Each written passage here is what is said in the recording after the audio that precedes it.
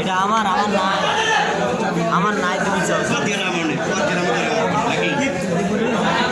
এটা আমার ইয়ে নাই, দেখে আমার নাই।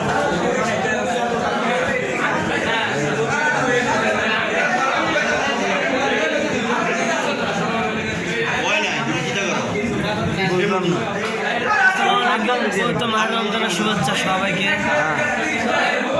কিছু বলেন উদ্দেশ্যে? উদ্দেশ্য সবাই আল্লাহ আল্লাহ করেন। ইফতার আগ মুহূর্তে আপনি আল্লাহ কাছে চান, আল্লাহ আমার একটা সুন্দর একটা রমণী ব্যবস্থা করে দেন আল্লাহ। আরে আমরা ভিডিও দিই না, আমরা কি ফেসবুক নিয়ে তো মনে হয়। আরে